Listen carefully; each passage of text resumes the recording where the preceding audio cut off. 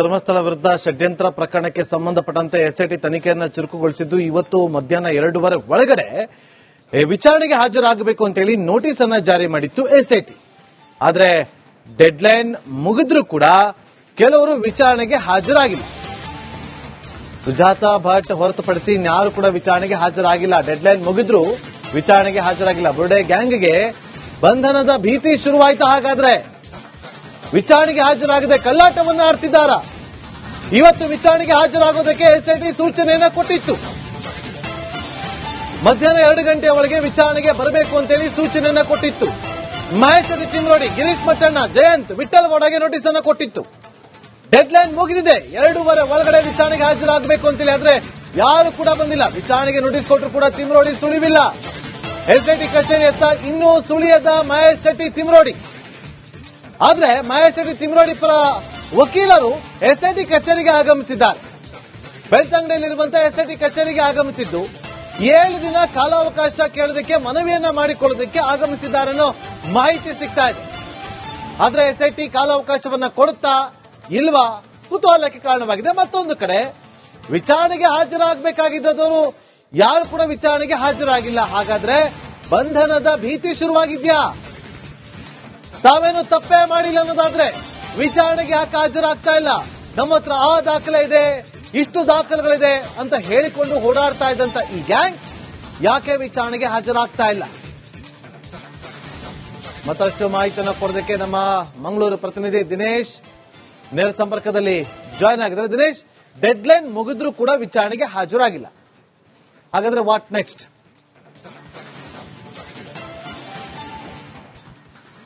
ಹೌದು ನಾಗೇಂದ್ರ ಬಾಬು, 2 ಗಂಟೆವರೆಗೂ ಕೂಡ ಡೆಡ್ ಲೈನ್ ಅನ್ನ ಕೊಟ್ಟಿದ್ರು ಎಸ್ಐಟಿ ಅಧಿಕಾರಿಗಳು. ಆದ್ರೆ 2 ಗಂಟೆ ಆಗ್ತಾ ಬಂದ್ರು ಕೂಡ ಇನ್ನೂ ಕೂಡ ಅವರು ವಿಚಾರಣೆಗೆ ಹಾಜರಾಗಲಿಲ್ಲ. ಮತ್ತು ಯಾವತ್ತು ವಿಚಾರಣೆಗೆ ಹಾಜರಾಗುವುದು ಬಹುತೇಕ ಡೌಟ್ ಅನ್ನುವಂತಿದೆ. ಅಂದ್ರೆ ಮಹೇಶ್ ಶೆಟ್ಟಿ ತಿಮರೋಡಿ ಅವರ ಪರವಾದ ವಕೀಲರ ತಂಡ ಏನಿದೆ, ಅವರು ಈಗಾಗಲೇ ಎಸ್ಐಟಿ ಕಚೇರಿಗೆ ಹೋಗಿ ಭೇಟಿ ನೀಡಿ ಅಲ್ಲಿ ಆ ಎಸ್ಐಟಿ ಅಧಿಕಾರಿಗಳ ಜೊತೆ 7 ದಿನಗಳ ಕಾಲಾವಕಾಶವನ್ನು ಕೂಡ ಕೇಳಿದ್ದಾರೆ. ಆದ್ರೆ ಎಸ್ಐಟಿ ಈಗಾಗಲೇ ಅದರ ತೀರ್ಮಾನವನ್ನು ಹೇಳಲಿಲ್ಲ.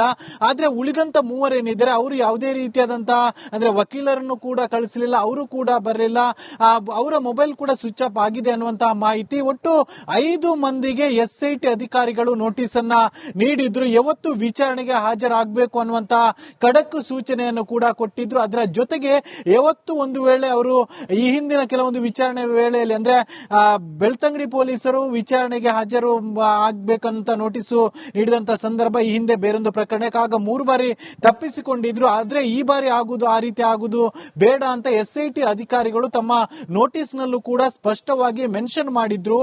ಯಾವತ್ತು ವಿಚಾರಣೆಗೆ ಹಾಜರು ಆಗಲೇಬೇಕು, ಹಾಜರಾಗದೇ ಇದ್ರೆ ಬಂಧಿಸುವಂತ ಎಚ್ಚರಿಕೆಯನ್ನು ಕೂಡ ನೀಡಿದ್ರು. ಆದ್ರೆ 5 ಮಂದಿಯಲ್ಲಿ ಕೇವಲ ಸುಜಾತಾ ಭಟ್ ಅವರು ಮಾತ್ರ ಬೆಳ್ಳಂಬೆಳಗ್ಗೆ ಎಸ್ಐಟಿ ಕಚೇರಿಗೆ ಬಂದು ಅಲ್ಲಿ ವಿಚಾರಣೆಯಲ್ಲಿ ಹಾಜರಾಗಿರುವಂತದ್ದು.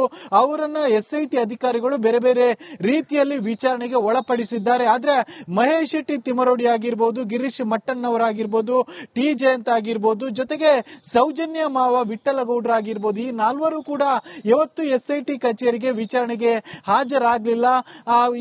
ಇವರು ಮುಂದೆ ಯಾವ ರೀತಿಯಾಗಿ ಇವರ ವಿರುದ್ಧ ಎಸ್ಐಟಿ ಅಧಿಕಾರಿಗಳು ಕ್ರಮ ಕೈಗೊಳ್ತಾರೆ ಅನ್ನುವಂಥದ್ದು ಕಾದ್ ನೋಡಬೇಕಾಗಿದೆ. ಯಾಕಂದ್ರೆ ಯಾವತ್ತೇ ವಿಚಾರಣೆಗೆ ಹಾಜರಾಗಲೇಬೇಕು ಅನ್ನುವಂತಹ ಖಡಕ್ ಸೂಚನೆಯನ್ನು ಕೂಡ ಒಂದು ನೋಟಿಸ್ ನಲ್ಲಿ ಮೆನ್ಷನ್ ಮಾಡಿದ್ರು. ಇಲ್ಲದೆ ಇದ್ರೆ ಬಂಧಿಸುವಂತ ಎಚ್ಚರಿಕೆಯನ್ನು ಕೂಡ ನೀಡಿದ್ರು. ಹೀಗಾಗಿ ಬಂಧನ ಭೀತಿಯಲ್ಲಿ ಇವರೇನಾದ್ರೂ ವಿಚಾರಣೆಗೆ ಹಾಜರಾಗದೆ ತಪ್ಪಿಸಿಕೊಂಡಿದ್ರ ಅನ್ನುವಂತ ಒಂದಷ್ಟು ಅನುಮಾನಗಳು ಕೂಡ ಮೂಡ್ತವೆ. ಅದರ ಜೊತೆಗೆ ಎಸ್ಐಟಿ ಅಧಿಕಾರಿಗಳು ನೋಟಿಸ್ ನಲ್ಲಿ ಮೆನ್ಷನ್ ಮಾಡಿದಂತೆ ಇವತ್ತು ಬಾರದೆ ಇದ್ದಲ್ಲಿ ಬಂಧಿಸ್ತೇವೆ ಅಂತ ಹೇಳಿದ್ರೆ, ಹೀಗಾಗಿ ಮುಂದಿನ ಹಂತಗಳೇ ಅದಕ್ಕೂ ಕೂಡ ಒಂದಷ್ಟು ಸಿದ್ಧತೆಗಳನ್ನು ಮಾಡಿಕೊಳ್ತಾ ಇದ್ದಾರಾ ಅನ್ನುವಂತ ಒಂದಷ್ಟು ಪ್ರಶ್ನೆಗಳು ಕೂಡ ಮೂಡ್ತವೆ.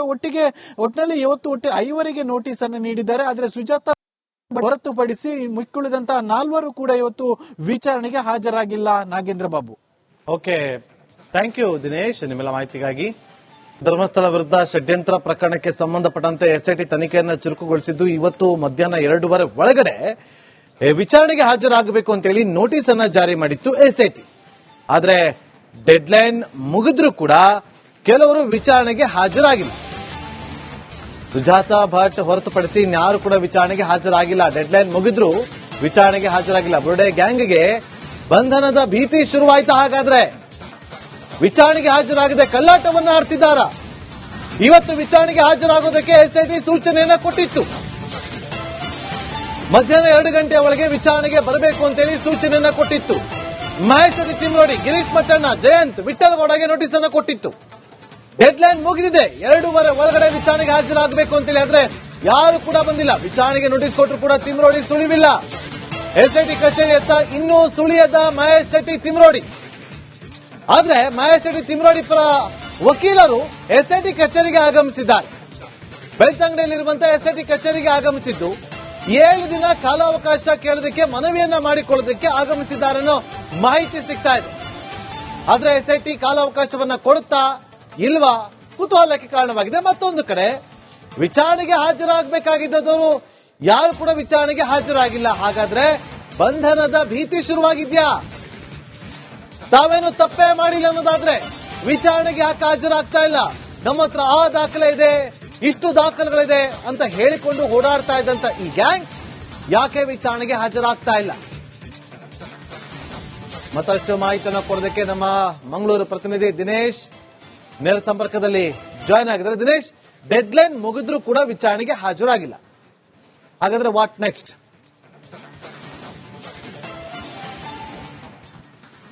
ಹೌದು ನಾಗೇಂದ್ರ ಬಾಬು, 2 ಗಂಟೆವರೆಗೂ ಕೂಡ ಡೆಡ್ ಲೈನ್ ಅನ್ನ ಕೊಟ್ಟಿದ್ರು ಎಸ್ಐಟಿ ಅಧಿಕಾರಿಗಳು. ಆದ್ರೆ 2 ಗಂಟೆ ಆಗ್ತಾ ಬಂದ್ರು ಕೂಡ ಇನ್ನೂ ಕೂಡ ಅವರು ವಿಚಾರಣೆಗೆ ಹಾಜರಾಗಲಿಲ್ಲ. ಮತ್ತು ಯಾವತ್ತು ವಿಚಾರಣೆಗೆ ಹಾಜರಾಗುವುದು ಬಹುತೇಕ ಡೌಟ್ ಅನ್ನುವಂತಿದೆ. ಅಂದ್ರೆ ಮಹೇಶ್ ಶೆಟ್ಟಿ ತಿಮರೋಡಿ ಅವರ ಪರವಾದ ವಕೀಲರ ತಂಡ ಏನಿದೆ, ಅವರು ಈಗಾಗಲೇ ಎಸ್ಐಟಿ ಕಚೇರಿಗೆ ಹೋಗಿ ಭೇಟಿ ನೀಡಿ ಅಲ್ಲಿ ಎಸ್ಐಟಿ ಅಧಿಕಾರಿಗಳ ಜೊತೆ 7 ದಿನಗಳ ಕಾಲಾವಕಾಶವನ್ನು ಕೂಡ ಕೇಳಿದ್ದಾರೆ. ಆದ್ರೆ ಎಸ್ಐಟಿ ಈಗಾಗಲೇ ಅದರ ತೀರ್ಮಾನವನ್ನು ಹೇಳಲಿಲ್ಲ. ಆದ್ರೆ ಉಳಿದಂತ ಮೂವರೇನಿದ್ದಾರೆ ಅವರು ಯಾವುದೇ ರೀತಿಯಾದಂತಹ ಅಂದ್ರೆ ವಕೀಲರನ್ನು ಕೂಡ ಕಳಿಸಲಿಲ್ಲ, ಅವರು ಕೂಡ ಬರಲಿಲ್ಲ, ಅವರ ಮೊಬೈಲ್ ಕೂಡ ಸ್ವಿಚ್ ಆಫ್ ಆಗಿದೆ ಅನ್ನುವಂತಹ ಮಾಹಿತಿ. ಒಟ್ಟು 5 ಮಂದಿಗೆ ಎಸ್ಐಟಿ ಅಧಿಕಾರಿಗಳು ನೋಟಿಸ್ ಅನ್ನ ನೀಡಿದ್ರು. ಯಾವತ್ತು ವಿಚಾರಣೆಗೆ ಹಾಜರಾಗಬೇಕು ಅನ್ನುವಂತಹ ಖಡಕ್ ಸೂಚನೆಯನ್ನು ಕೂಡ ಕೊಟ್ಟಿದ್ರು. ಅದರ ಜೊತೆಗೆ ಯಾವತ್ತು ಒಂದು ವೇಳೆ ಅವರು ಈ ಹಿಂದಿನ ಕೆಲವೊಂದು ವಿಚಾರಣೆ ವೇಳೆಯಲ್ಲಿ ಅಂದ್ರೆ ಬೆಳ್ತಂಗಡಿ ಪೊಲೀಸರು ವಿಚಾರಣೆಗೆ ಹಾಜರು ಆಗ್ಬೇಕಂತ ನೋಟಿಸ್ ನೀಡಿದಂತ ಸಂದರ್ಭ ಈ ಹಿಂದೆ ಬೇರೊಂದು ಪ್ರಕರಣಕ್ಕೆ ಆಗ 3 ಬಾರಿ ತಪ್ಪಿಸಿಕೊಂಡಿದ್ರು. ಆದ್ರೆ ಈ ಬಾರಿ ಆ ರೀತಿ ಆಗುವುದು ಬೇಡ ಅಂತ ಎಸ್ಐಟಿ ಅಧಿಕಾರಿಗಳು ತಮ್ಮ ನೋಟಿಸ್ ನಲ್ಲೂ ಕೂಡ ಸ್ಪಷ್ಟವಾಗಿ ಮೆನ್ಷನ್ ಮಾಡಿದ್ರು.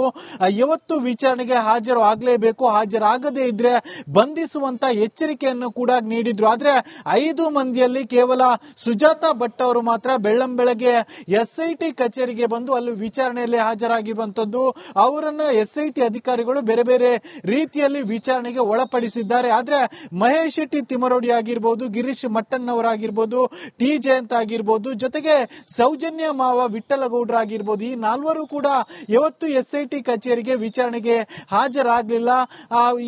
ಇವರು ಮುಂದೆ ಯಾವ ರೀತಿಯಾಗಿ ಇವರ ವಿರುದ್ಧ ಎಸ್ಐಟಿ ಅಧಿಕಾರಿಗಳು ಕ್ರಮ ಕೈಗೊಳ್ತಾರೆ ಅನ್ನುವಂಥದ್ದು ಕಾದು ನೋಡಬೇಕಾಗಿದೆ. ಯಾಕಂದ್ರೆ ಯಾವತ್ತೇ ವಿಚಾರಣೆಗೆ ಹಾಜರಾಗಲೇಬೇಕು ಅನ್ನುವಂತಹ ಖಡಕ್ ಸೂಚನೆಯನ್ನು ಕೂಡ ಒಂದು ನೋಟಿಸ್ ನಲ್ಲಿ ಮೆನ್ಷನ್ ಮಾಡಿದ್ರು. ಇಲ್ಲದೆ ಇದ್ರೆ ಬಂಧಿಸುವಂತ ಎಚ್ಚರಿಕೆಯನ್ನು ಕೂಡ ನೀಡಿದ್ರು. ಹೀಗಾಗಿ ಬಂಧನ ಭೀತಿಯಲ್ಲಿ ಇವರೇನಾದ್ರೂ ವಿಚಾರಣೆಗೆ ಹಾಜರಾಗದೆ ತಪ್ಪಿಸಿಕೊಂಡಿದ್ರ ಅನ್ನುವಂತ ಒಂದಷ್ಟು ಅನುಮಾನಗಳು ಕೂಡ ಮೂಡ್ತವೆ. ಅದರ ಜೊತೆಗೆ ಎಸ್ಐಟಿ ಅಧಿಕಾರಿಗಳು ನೋಟಿಸ್ ನಲ್ಲಿ ಮೆನ್ಷನ್ ಮಾಡಿದಂತೆ ಇವತ್ತು ಬಾರದೇ ಇದ್ದಲ್ಲಿ ಬಂಧಿಸ್ತೇವೆ ಅಂತ ಹೇಳಿದ್ರೆ, ಹೀಗಾಗಿ ಮುಂದಿನ ಹಂತಗಳೇ ಅದಕ್ಕೂ ಕೂಡ ಒಂದಷ್ಟು ಸಿದ್ಧತೆಗಳನ್ನು ಮಾಡಿಕೊಳ್ತಾ ಇದ್ದಾರ ಅನ್ನುವಂತ ಒಂದಷ್ಟು ಪ್ರಶ್ನೆಗಳು ಕೂಡ ಮೂಡ್ತವೆ. ಒಟ್ಟಿನಲ್ಲಿ ಇವತ್ತು 5 ನೋಟಿಸ್ ಅನ್ನು ನೀಡಿದ್ದಾರೆ. ಆದ್ರೆ ಸುಜಾತಾ ಹೊರತುಪಡಿಸಿ ಮಿಕ್ಕುಳಿದಂತಹ 4 ಕೂಡ ಇವತ್ತು ವಿಚಾರಣೆಗೆ ಹಾಜರಾಗಿಲ್ಲ. Nagendra Babu. Okay, thank you Dinesh ನಿಮ್ಮೆಲ್ಲ ಮಾಹಿತಿಗಾಗಿ.